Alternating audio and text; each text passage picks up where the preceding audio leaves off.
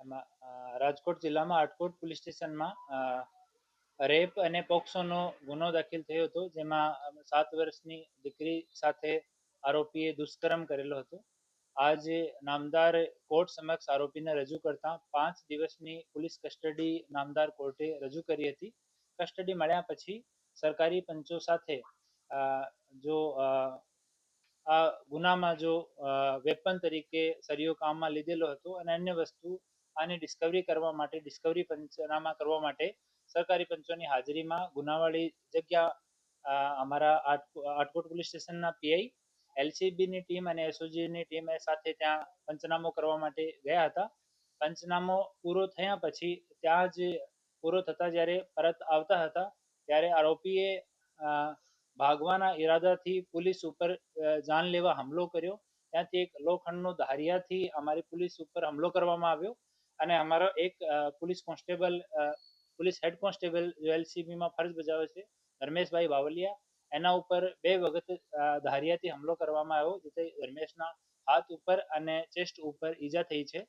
અને બીજા કર્મચારીઓ તરફ દોડતા હુમલો કરતા અને સેલ્ફ ડિફેન્સમાં અમારા પોલીસના 2 અધિકારીઓ તરફથી એક રાઉન્ડ જેટલો આને કાબુ કરવામાં જરૂરી હોય એટલો ફોર્સ યુઝ કરવામાં આવ્યો અને બંને પગમાં એક ગોળી આરોપીને વાગી છે. ઘટનાની તુરંત કંટ્રોલ રૂમમાં જાણ કરવામાં આવી અને તુરંત 108 ઉપર કોલ કરવામાં આવ્યો અને આરોપીને અને અમારા ઘાયલ પોલીસ કર્મી બંનેને આટકોટમાં જો ડોક્ટર બોગરાનો હોસ્પિટલ છે એમાં એડમિટ કરવામાં આવ્યા. ત્યાં પ્રારંભિક સારવાર થઈ છે. એના પછી આરોપીને અને અમારા ઘાયલ પોલીસ કર્મી બંનેને રાજકોટ સિવિલ હોસ્પિટલ ખાતે રેફર કરવામાં આવે છે અને હવે બંને ઓન ધ વે છે.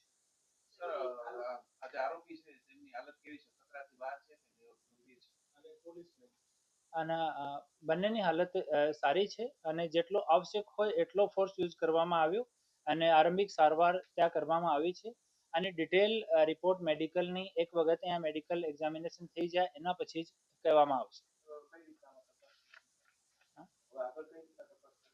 અમે પહેલા દિવસથી જ અમે તમામ ઇન્વેસ્ટિગેશન માટે ફોરેન્સિકના પુરાવા અને જેટલા સાક્ષી જેટલા છે આ તમામ વસ્તુને લઈને એકદમ પ્રોપર તરીકાથી તપાસ ઝડપથી જેટલી વહેલી થઈ શકે, જેટલી જલ્દી થઈ શકે એટલી જલ્દી તપાસ કરીને અમે ચાર્જશીટ કરવાના છે.